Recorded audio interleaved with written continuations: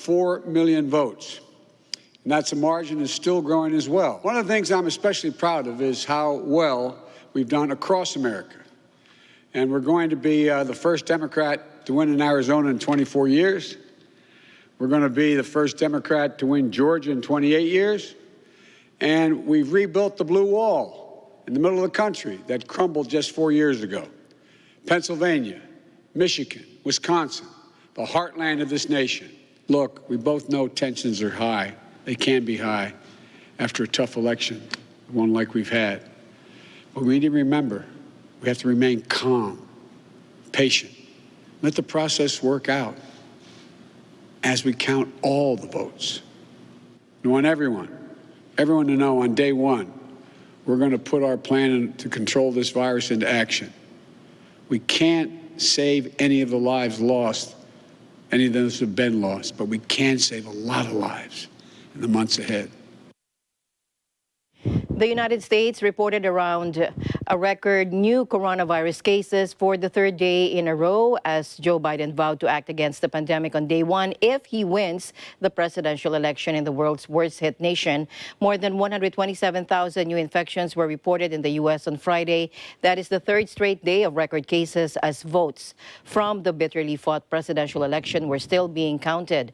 While deaths remain far lower than the peak in spring, Friday was also the fourth day in a row that fatalities were above 1,000. The last time people were dying of COVID-19 at that rate in the U.S. was early September. As of Friday evening, the U.S., the worst-hit country in the world in terms of deaths and total cases, had more than 236,000 coronavirus-related fatalities and 9.7 million known infections. Cases are expected to increase as the country moves into colder weather and people switch to socializing primarily indoors, prime conditions for passing the virus from person to person. The former Vice President Joe Biden was also ahead in Arizona and Georgia, two states that have not voted for Democrats in the 21st century, as well as Nevada, while Trump held a slim lead in North Carolina. Georgia said it was ordering a recount due to the narrow margin, and the southern state will also have runoff races in January for both its Senate seats, which will likely determine if Democrats wrest control of the upper chamber and give Biden a wider path to legislative victories. Watch this. Georgia voters deserve accurate, real election results. Election workers around the state are working with integrity to ensure every legal ballot is counted and no illegal ballots are counted. Right now, Georgia remains too close to call. Out of the approximately 5 million votes cast, we'll have a margin of a few thousand. The focus for our office and for the county elections officials for now remains on making sure that every legal vote is counted and recorded accurately. We're looking at 2,448,796 votes for President Trump and 2,450,381 votes for Vice President Biden. And that gives us a margin of 1,585. Trump has several times prematurely named himself the winner, refusing to accept the data showing Biden headed for victory. In his latest broadside, he warned on Twitter that, quote, Joe Biden should not wrongfully claim the office of the president. I could make that claim also, end quote. Trump's campaign has filed lawsuits around the country alleging fraud, but made little headway with no evidence produced to back up supposed ballot tampering or other significant incidents.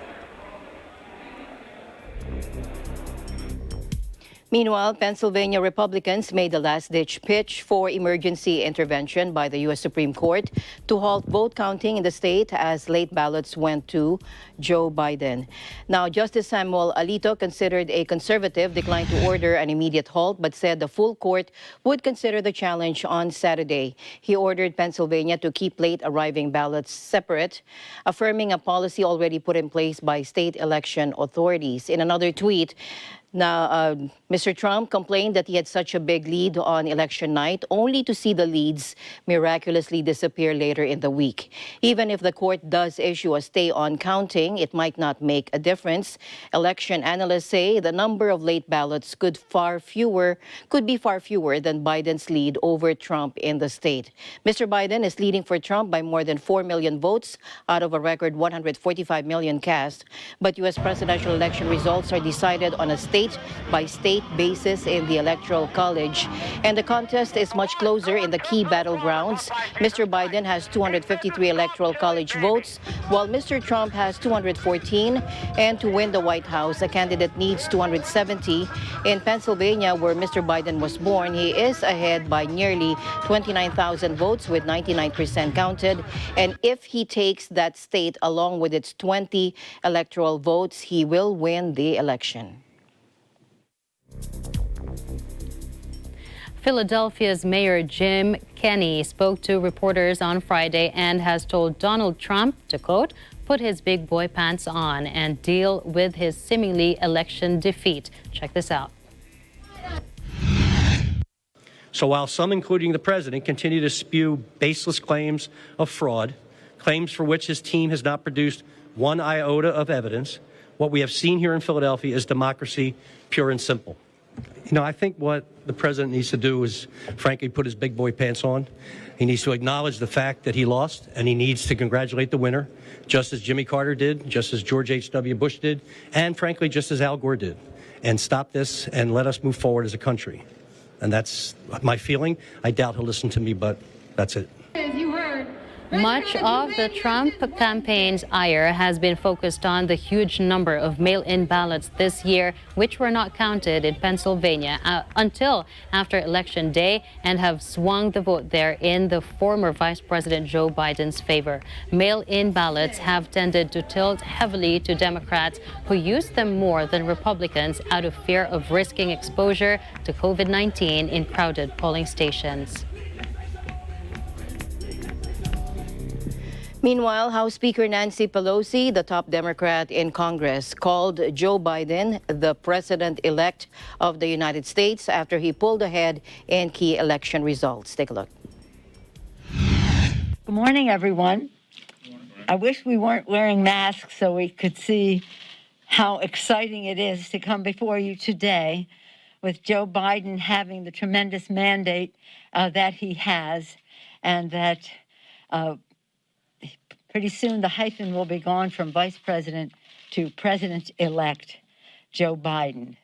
President-elect Biden has a strong mandate to lead, and it will have a strong Democratic House with him and many Democrats in the Senate. His election is historic, propelled by the biggest vote ever in the history of our country, 73.8 million and counting Amerians. It's a happy day for our country, because Joe Biden is a unifier. So I am so officially pleased with the outcome that is imminent, and also personally delighted because of the quality and caliber of leadership that Joe Biden will provide.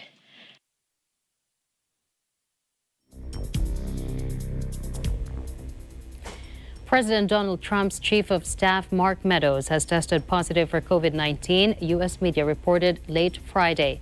Meadows, 61, told people he had coronavirus after the election, CNN reported. He first tested positive on Wednesday, a day after the poll, according to the New York Times. Meadows was part of a crowd in a room at the White House early on Wednesday when Trump spoke to around 150 of his top aides and supporters, the Washington Post reported. Several senior Trump administration officials have contracted the virus in recent weeks, including the president and his wife, Melania. Press Secretary Kylie McEnany and policy advisors Stephen Miller and Hope Hicks are among more than a dozen other senior White House figures to be infected with the virus since the start of October.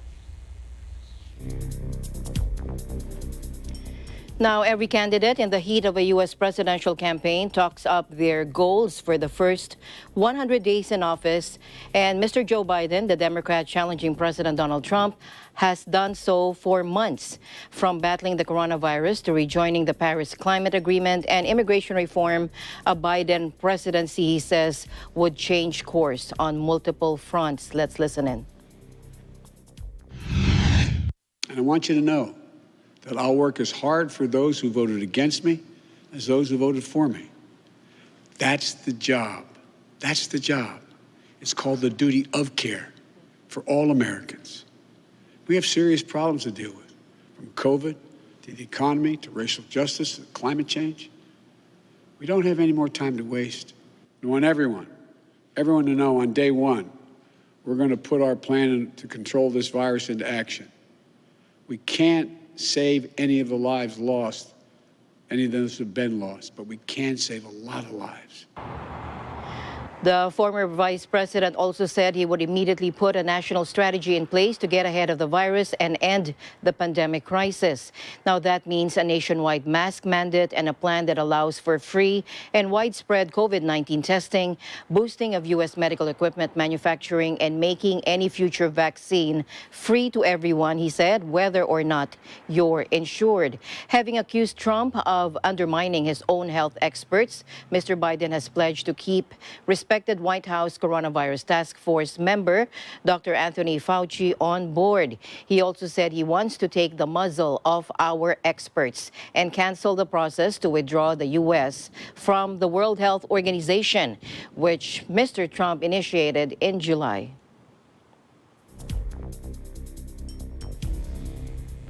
Effectively reopening the economy is another immediate priority, says Biden. The Democrat, relying on his experience wooing lawmakers from both political parties, will demand Congress agree on a huge coronavirus relief package to assist struggling families and ravaged small businesses. In July, Biden unveiled his Build Back Better strategy, a $700 billion blueprint to create millions of jobs. Financing would come through tax hikes on the wealthiest Americans and on major corporations. Let's listen in. We can build back, and we can build back better with an economy that begins to reward work, not wealth. We can do it without raising taxes on a single person making less than $400,000 a year. I promise you that, my word. But if you make $400,000 and above, you're going to start paying your fair share. Why should a firefighter, an educator, why should a nurse pay a higher tax rate than the super wealthy? Why should you pay more taxes than Donald Trump pays?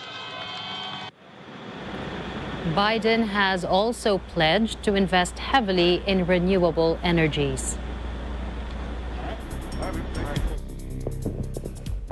And the former vice president has long called for comprehensive action to combat climate change in the U.S., battered by growing numbers of hurricanes and wildfires in recent years. Let's listen in. Fastest growing industry in America is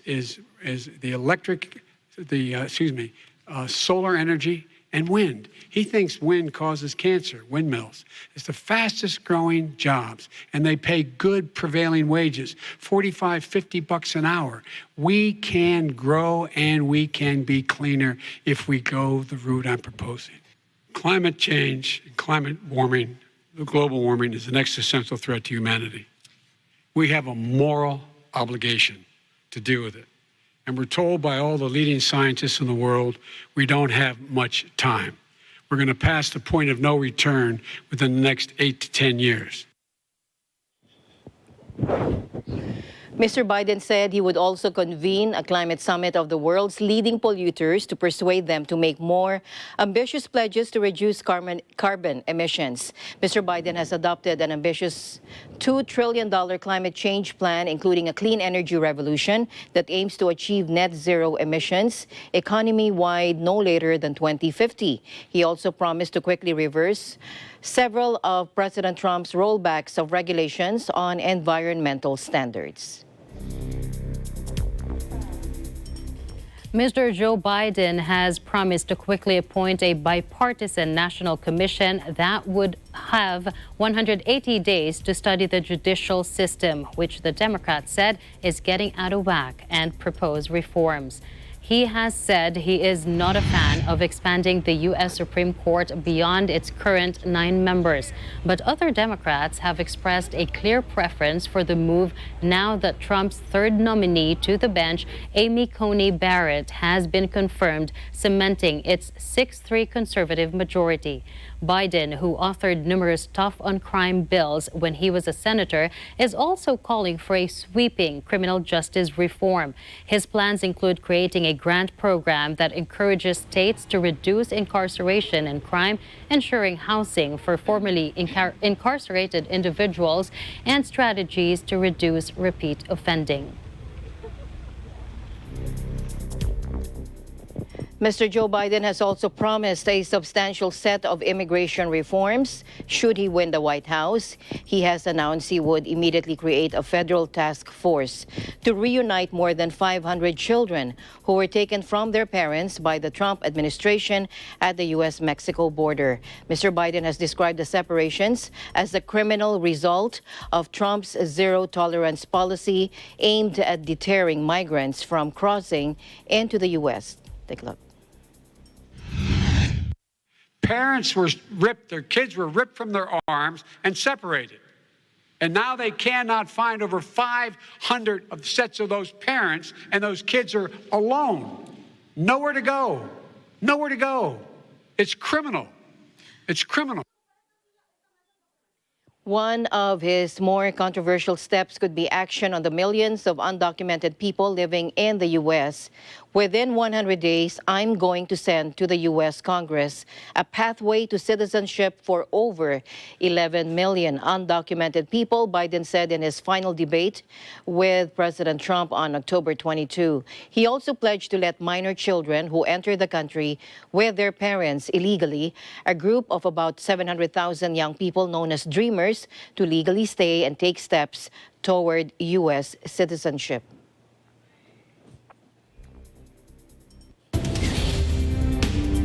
Eagle News will be right back.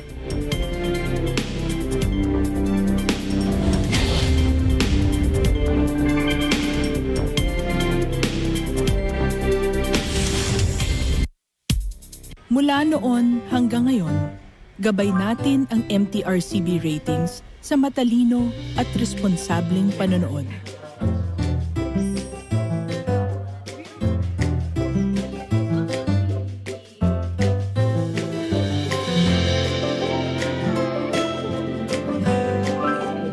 Sa tamang pagsunod sa MTRCB ratings, ginagawa nating ligtas at makabuluhan ang panonood ng bawat miyembro ng pamilyang Pilipino. Lumipas man ang panahon, hanggang may pamilyang Pilipino, andyan ang MTRCB.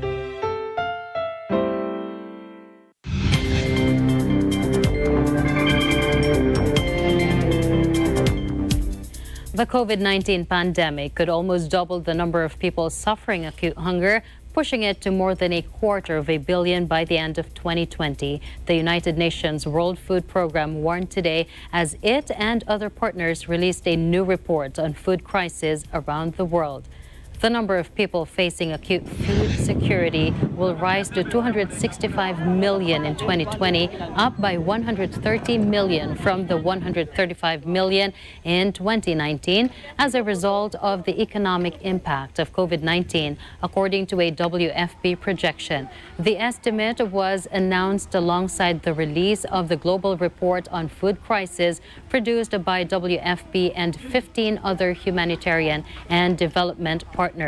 In this context, the agency reports it is vital that food assistance program be maintained, including WFP's own programs, which offer a lifeline to almost 100 million vulnerable people globally.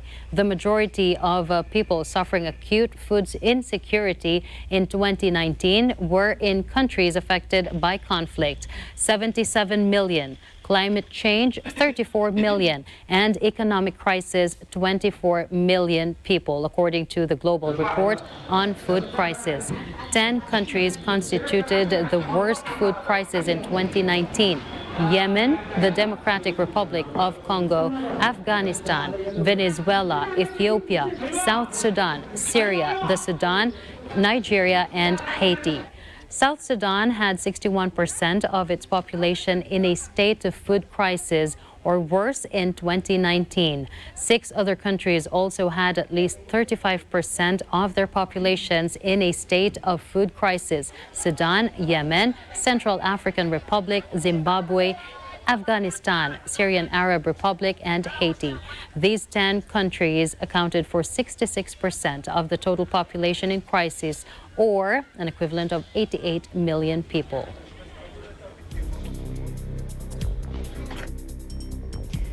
Denmark and the United States are among 6 countries that have reported new coronavirus cases linked to mink farms, according to the World Health Organization. Italy, the Netherlands, Spain, and Sweden are the other nations to have discovered SARS-CoV-2 in minks.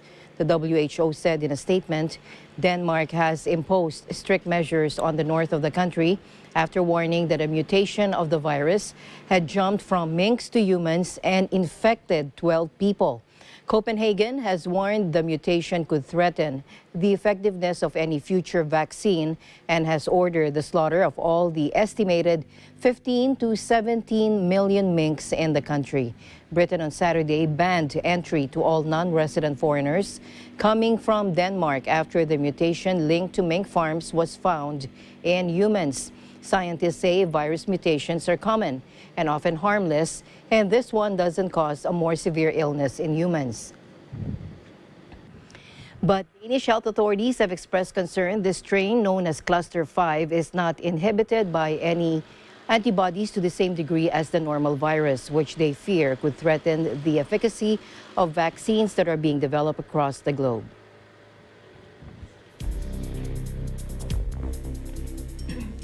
Liverpool begins England's first citywide trial of coronavirus testing in an attempt to prevent hospitals becoming overwhelmed during the country's second wave of the pandemic. Watch this.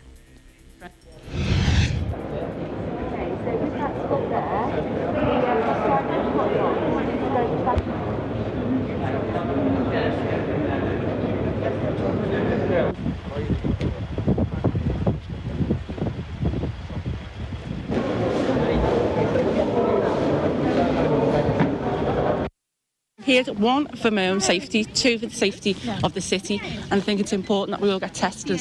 1, so we can be safe and to get back to normal as much as possible. So, and for my job as well, and my colleagues and my friends and family.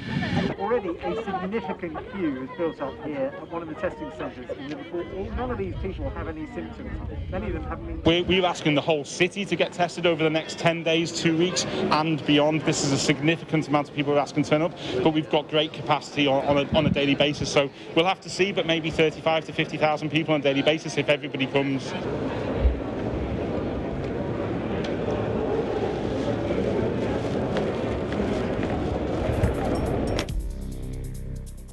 UN Secretary General Antonio Guterres expressed hope that weekend elections in Myanmar would allow for the return of hundreds of thousands of Rohingya refugees in safety and dignity. Let's listen in. We issued a statement on Myanmar in which the Secretary General said he will follow the upcoming general elections on November 8th.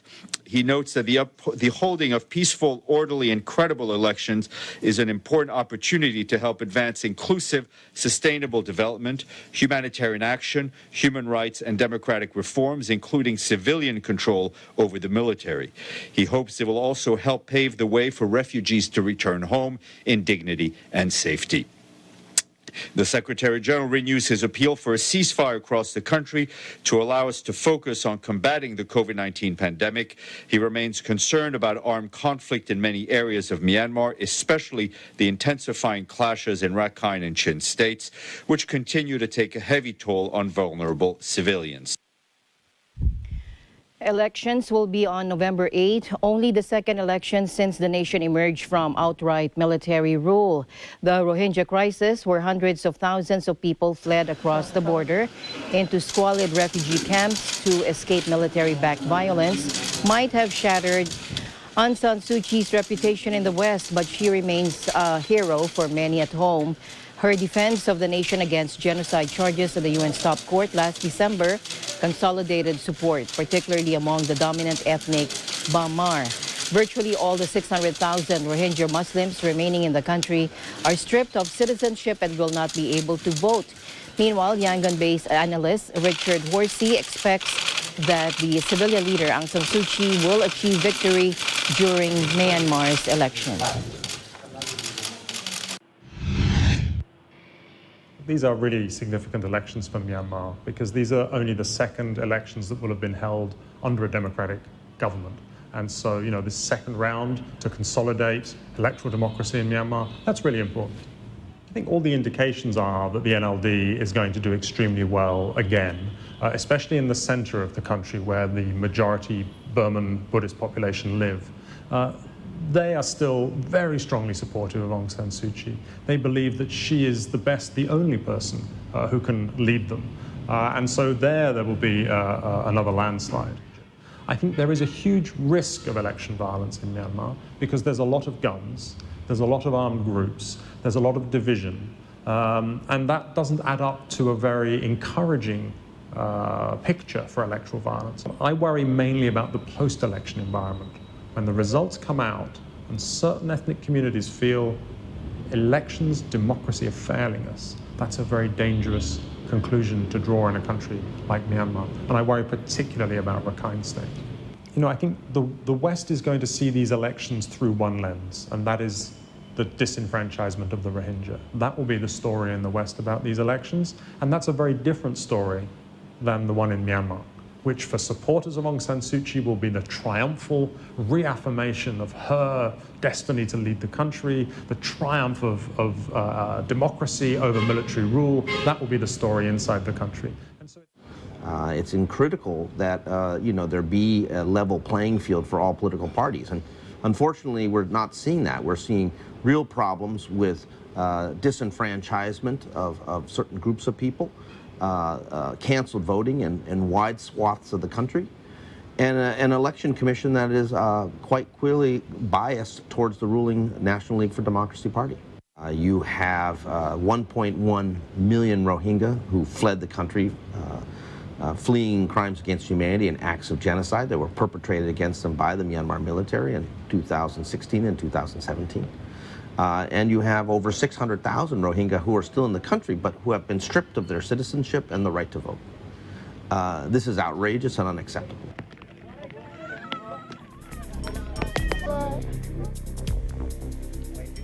About 150 people have died or remain unaccounted for in Guatemala due to mudslides caused by powerful storm Eta, which devastated an indigenous village in the country's north. President Alejandro Giammattei said on Friday. The toll is in addition to the approximately 24 people who died elsewhere in Central America since Eta made landfall in Nicaragua on Tuesday as a hurricane. Giammattei said an army unit had arrived in the northern village of Cueja to begin rescue efforts amid fears that most of the residents had been killed. A preliminary report indicated that 150 homes have been buried, with 100 people dead. Eta tore through Central America, leaving death and destruction in its wake since it first rocked Nicaragua as a Category 4 hurricane. 2 days later, it exited Honduras as a tropical depression, although forecasters warned it could again strengthen into a tropical storm as it heads towards Cuba.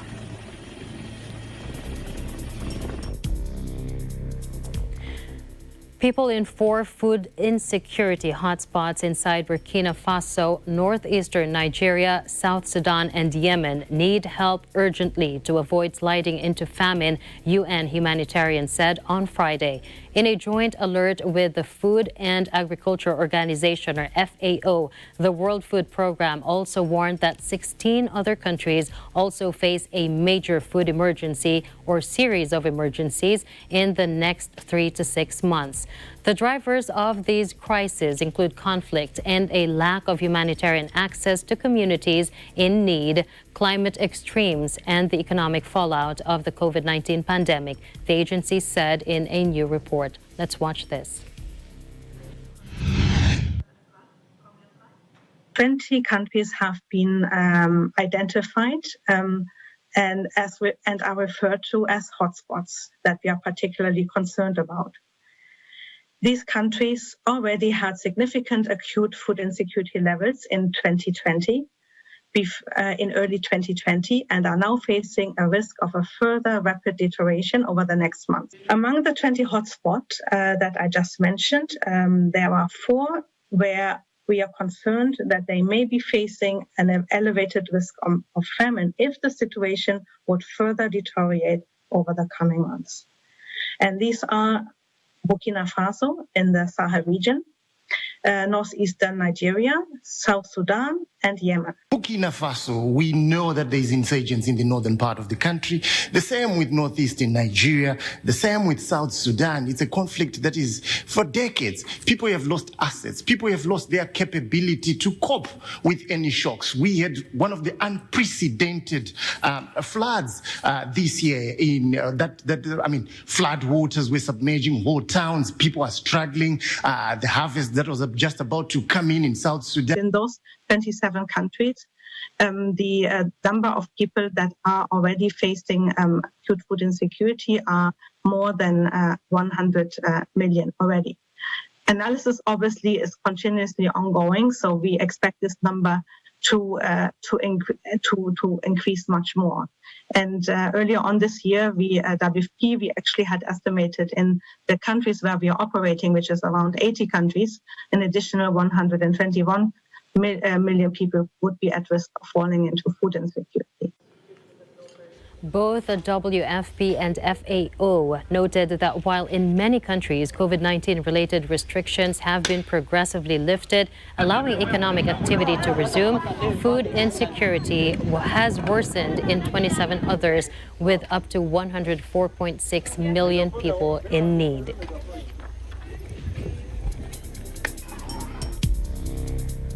The National Disaster Risk Reduction and Management Council has called on the public and the regional DRRMCs to prepare for the effects of the low-pressure area currently being monitored, which may develop into a tropical depression within the next 36 hours, to be named Tonyo. Pagasa said that as of 8 a.m. Saturday, the LPA was spotted at 210 kilometers east of Guian, eastern Samar. Moderate to heavy rains will be experienced over the Bicol region, eastern Visayas, Panay Island, the northern portion of Negros Occidental, the northern portion of Cebu, Marinduque, Romblon, Oriental Mindoro, Quezon, and Dinagat Islands. Flooding and rain-induced landslides may occur during heavy rainfall, especially in highly susceptible areas and those that experienced significant antecedent rainfall from Pepito, Quinta, and Roli, said Pagasa. Meanwhile, severe tropical storm Shioni is now outside the Philippine area of responsibility.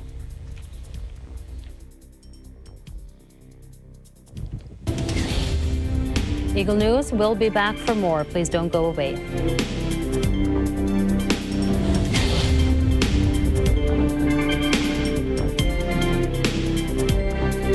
Mula noon hanggang ngayon, gabay natin ang MTRCB ratings sa matalino at responsableng panonood.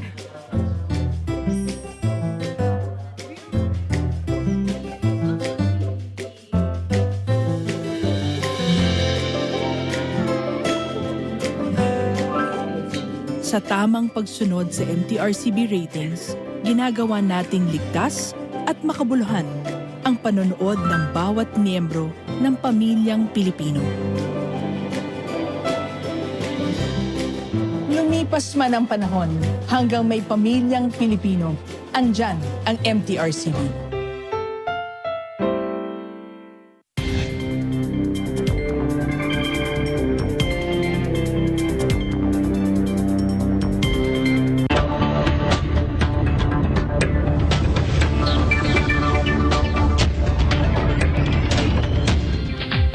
Bobby Soriano of our business desk in New York gives an overview of the U.S. presidential candidates and their positions that affect the business world. Watch this. This November, millions of Americans went to the polls to decide the direction of the country for the next 4 years. And while waiting patiently for the results, many of them have placed their hopes on what their candidate can do for them. But for businesses with good management, a company can't simply rely on hope and change. They need to be prepared to navigate any scenario that would drive economic and business policy for years to come. So today, EBC brings you a look at the candidates from a business perspective and what businesses and investors will look to in a Trump re-election or a Biden presidency.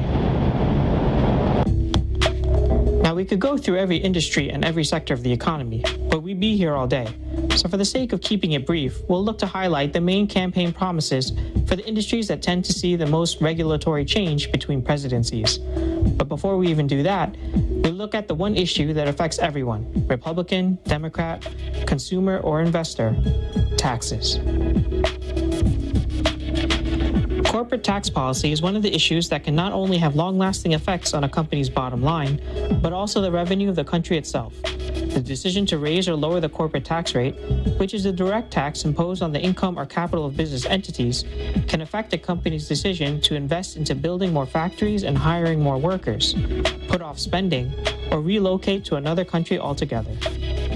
Under a Trump second term, the president has suggested that his second-term agenda would be more or less likely the same. And why change it? Prior to COVID, U.S. markets were seeing record highs as companies faced lower direct tax costs due to the 2017 Tax Cuts and Jobs Act, which effectively reduced the corporate tax rate from 35% to 21%. Under the Trump plan, we will have a massive tax cut for businesses and massive tax reform and simplification. The lower taxes allowed companies to spend more on projects that created over 300,000 jobs, according to the independent nonprofit Tax Foundation, an organization dedicated to analyzing the effects of tax policy changes to the economy. With the pandemic now hindering the economic growth promised by the TCJA, experts predict Trump will look to spur growth by further tax cuts in the form of additional tax credits to companies that create jobs in certain opportunity zones, which the Trump administration hopes will foster more investment in lower-income regions. On the contrary, the Biden tax plan looks to return corporate tax rates back up to 28% and roll back tax cuts for high-income individuals and families. I'm going to raise taxes. I'm not going to raise taxes on anybody making less than $400 grand. But you won't pay a penny more. But those making more than that, I'm going to ask them to finally begin to pay the fair share. I'm going to ask the big corporations and the wealthy to begin to pay. It is a hope of a Biden administration that the increases in taxes collected from corporations will be enough to support much-needed social welfare programs and direct assistance to lower-income and middle-class American citizens. But for businesses already reeling from a decrease in revenue from their COVID pandemic, they may not be able to keep current employment levels if higher taxes need to be paid. And it is projected that U.S. GDP will decrease by 1.68% if his policies are enacted. Now we take a look at an industry that the two are completely at odds with each other: healthcare. The positions of Trump and Biden on healthcare can be quite simply summed up as Trump wants less Affordable Care Act and Biden wants more. The Affordable Care Act, which is former President Obama's landmark healthcare legislation that expanded healthcare coverage to tens of millions of uninsured Americans in 2010, may no longer exist in its current form regardless of who becomes elected to the presidency, as challenges to the legality of the law will be taken up by the conservative Supreme Court next week. But certain policy positions have been born from the ACA that both candidates look to implement in one form or another that will affect businesses in the healthcare industry. namely insurance and pharmaceutical companies. If re-elected, President Trump will look to continue to make healthcare the responsibility of states, under the premise that state officials would enact healthcare laws that can serve their constituents better than any nationalized healthcare system could. And I think we're probably in that position where we'll just let Obamacare fail.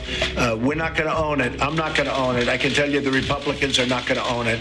We'll let Obamacare fail, and then the Democrats are going to come to us and they're going to say, how do we fix it? How do we fix it?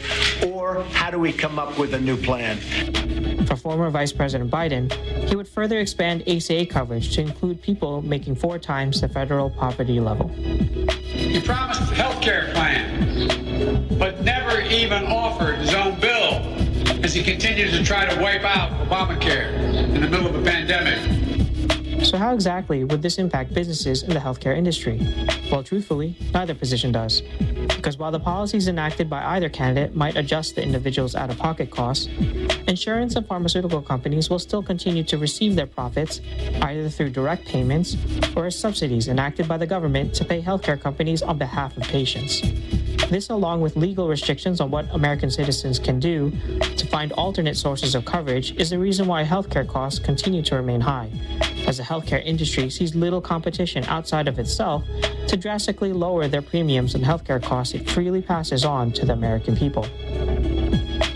But that might soon change regardless of who is in office. The reason? Both President Trump and former Vice President Biden believe that drug prices are too high, that the healthcare industry needs more transparency. According to an NPR summary, both candidates are looking to increase the requirements that healthcare companies provide more disclosure of the costs they pass down to the consumer, so consumers have a way of negotiating for cheaper prices. Both candidates also want to expand the importing of drugs from other countries. So while their feelings towards the ACA might get all the headlines, it's positions like these that might genuinely affect the bottom line of the healthcare industry. Lastly, we take a look at the energy sector, with oil, gas, and coal-producing companies hoping for a Trump re-election, while greener companies are hoping for more support by an elected Biden administration. President Trump has not been shy in his denial of climate change and believes that boosting oil and gas production will further lower energy prices for the consumer and reduce reliance on foreign energy exports. The president also supports legislation for $38 billion in clean water infrastructure investment, although this does contradict his stance on further rollbacks to environmental protections. A Biden administration, on the other hand, would be all in on policies that support clean energy investment, with a promise of $2 trillion over the next 4 years dedicated to the research and development of net zero carbon emissions by 2050.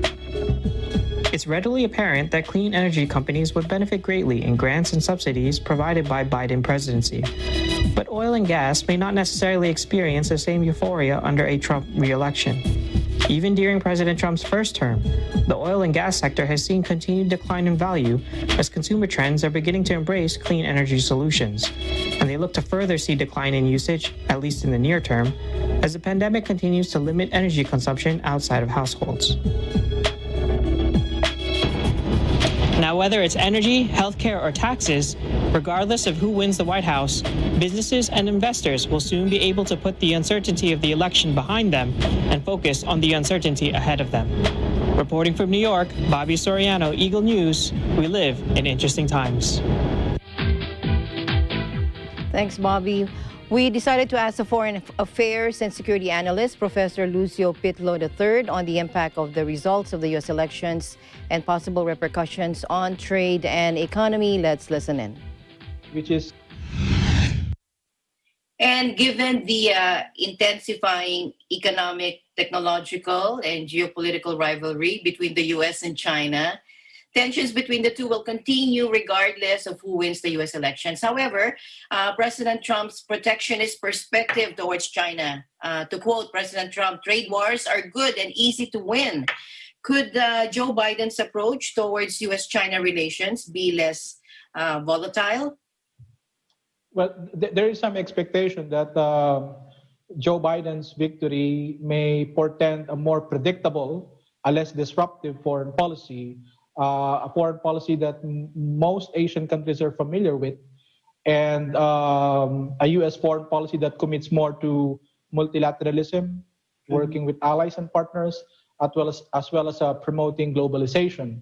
But of course, a second Trump administration may also have some changes than the previous administration. So I think there is a tendency to portray a different approach when it comes to dealing with Asia, depending on who wins. I think in terms, for instance, in trade, there is some expectation that Trump may prefer more bilateral trade deals with emerging economies in Asia, like perhaps India, Indonesia, and Vietnam. Whereas Joe Biden may recommit the United States back to the TPP, the Trans-Pacific Partnership that back in 2016, Obama-Biden administration tried to champion and promote. So under this comprehensive and progressive TPP, which is the new version, it's possible that the U.S. may rejoin that trade pact, and more countries in Asia may be attracted towards that. So there's a lot of possibilities, and I think we would know in the coming days whether which road will U.S. take in the next 4 years. And NAFTA as well, right? Yeah, certainly. So I think President Trump got some kind of momentum in terms of renegotiating NAFTA to create a new trade compact with Canada and Mexico, which is called the USMCA, US-Mexico-Canada Agreement, which is said to be a much better version of the previous NAFTA. So in my view, it can also be his way of telling countries in the Indo-Pacific that I may have some preference over bilateral trade deals, but I am not ruling out entering into multilateral trade deals like this USMCA if we can, go back to the drawing board, maybe renegotiate some of the terms and make it more amenable to all parties, including the U.S. But how will the U.S. and the world, do you think, will be affected economically if either one wins? How deep or granular do you think?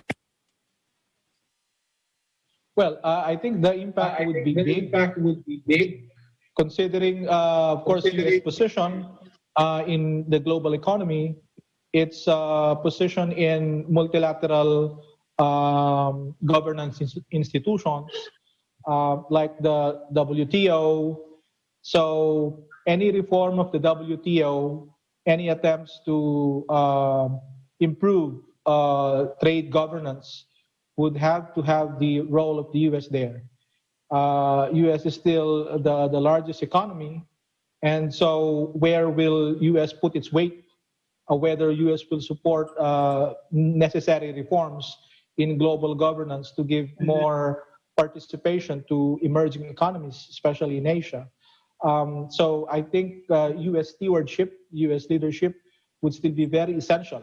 Otherwise, global trade governance may enter into a more chaotic period if the U.S. decides to keep to itself and not partake of the attempts to improve or renegotiate global trade governance. According to Bill Winters, London-based Standard Chartered CEO, even if former U.S. Vice President Joe Biden wins by an overwhelming margin, the U.S. is likely to remain relatively hostile to China. What do we see in terms of economic policy change from either President Trump or Joe Biden? I think the great power competition between the United States and China will continue. I think it will be the defining feature of the coming years in terms of international affairs. And I think many countries around the world are under no illusion that a Biden victory, for instance, may dissipate that rivalry. I think we may only probably look at which approach or what kind of tact will the Biden administration, for instance, employ in terms of dealing with China. But certainly both candidates have been very strong and tough rhetorically when it comes to portraying China and promising a range of measures that they would put to bear to try to pressure China to improve trade, improve market access to China, protect intellectual property rights, level the playing field, and even improve the human rights situation in China. So I think that the clash between U.S. and China on a wide range of domains, from trade to technology to the South China Sea to human rights issues, I think that is bound to continue. Whether the Biden administration will better leverage or use alliances and partnerships to try to put pressure on China, or whether Trump again would resort to sanctions, maybe take more steps to accelerate the decoupling. So those are things that I think we should be looking out in the next few days.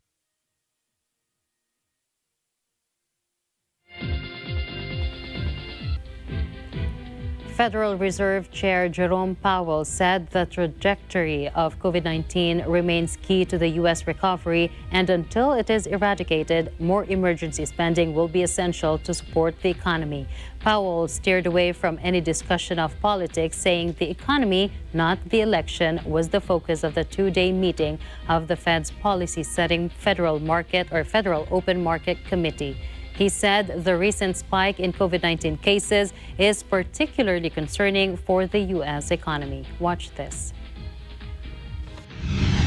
And I think I just would say that I think we'll have a stronger recovery if we can just get at least some more fiscal support when it's appropriate, when it's appropriate and in the size Congress thinks it's appropriate. I do think that will likely. And by the way, you see a lot of discussion on both sides of the aisle, on both sides of the hill, that suggests generally that there will be something.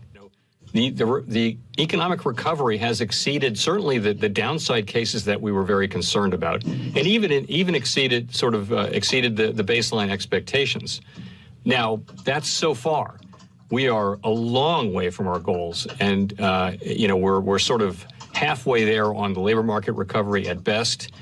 And there are parts of the economy where it's going to be hard until there's a vaccine.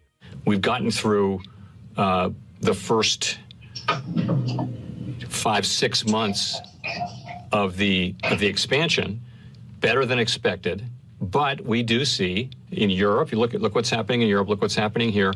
Another spike in cases as the cold weather arrives and people are inside more. So I think we have to be humble about where we are relative to this disease. It hasn't gone away. Clearly, therapeutics are advancing, research on vaccines are advancing, death rates are way down, hospitalization rates are lower now. But so we're learning. But I mean, we're very far from saying that we think we've got this and eliminated the tail risks. But I think clearly the tail risks have diminished since, at least our perception of them has diminished since earlier in the year.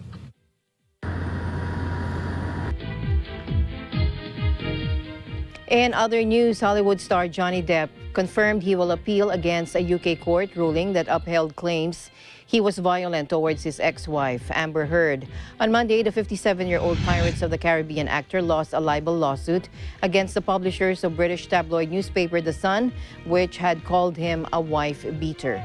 Judge Andrew Nicol dismissed Depp's claim after 3 weeks of revelations about the couple's stormy relationship, saying the article had been proven to be substantially true. The actor also announced that he had agreed to resign from his role as Gellert Grindelwald in the Harry Potter franchise spin-off Fantastic Beasts at the request of Warner Brothers. The high-profile case at the High Court in London exposed Depp's battles with drink and drugs, as well as details of his 2-year marriage to Heard, 34, an actress and a model.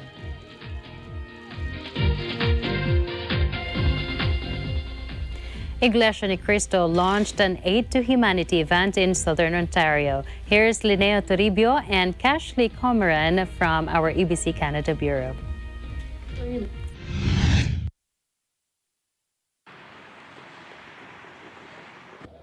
Do you know an international organization that the members are always ready to assist their fellow men's needs in the community, even amid the COVID-19 pandemic? Do you know that they move as one man in responding to give aid and support to our fellow men's needs in the 158 countries where you can find them? Who are these people who are always ready and consistent to show these acts of kindness through their Aid to Humanity outreach program through the FYM Foundation? They are the members of the Iglesia Cristo or Church of Christ. You are witnessing at this very moment another Aid to Humanity activity of the Iglesia Cristo here in Canada's 6th most populated municipality, Mississauga. They continue to show their love and care for the people in need by donating to the local food bank. Boxes filled with basic needs, canned goods, food items, juices, baby supplies, hygienic merchandises, face mask, face shield, and hand sanitizers. Who is their dynamic spiritual leader who continuously inspires, encourages, and guides them through God's words to do these acts of kindness, love, and compassion to our fellow men in need? Brother Eduardo V. Manalo, their executive minister. To Brother Eduardo V. Manalo, I can say thank you enough because it's a good step. It's very exemplary that he's leading this cause, to help those who are in need. And I want to say a big thank you to him. I would like to thank the FYM Foundation through the Executive Minister, Brother Eduardo Manalo, for his exemplary leadership in bringing together his community during a time that is so difficult for so many people around us. I would like to say thank you to Brother Eduardo Manalo just for not only giving hope to the people around him, but also to his congregation through their faith, but also reminding them that even though we're all going through a hard time, that there are people that need our help during this time, and for being able to bring everyone together. They are doing these acts of kindness non-stop in different places of the world, motivated by love and compassion for their fellow men. The Iglesia Cristo is indeed a positive force in the world that helps both members and non-members alike. On behalf of the District of Southern Ontario, Canada, with the leadership of our District Minister, Brother Raul F. Adalia, we would like to thank our beloved Executive Minister, Brother Eduardo V. Manalo, for his love and dynamic leadership of the whole church and for leading us all over the world in activities like this that promote love and Christian giving and that show our love and our care for our fellow men. We promise po to continue to be united with you in all of the activities in the Church of Christ for the honor of our Lord God. For Eagle News, reporting from Southern Ontario, Canada, I am Lynette Rubio. And I am Cashley Comeran. Your Canada Bureau. We live in interesting times. And that's it for tonight's broadcast. Thank you for joining us. I'm CJ Hero. See you on Monday. And at the end of the day, there remains so much more to be grateful for. I'm Alma Angeles. See you back on Monday. And we live in interesting times.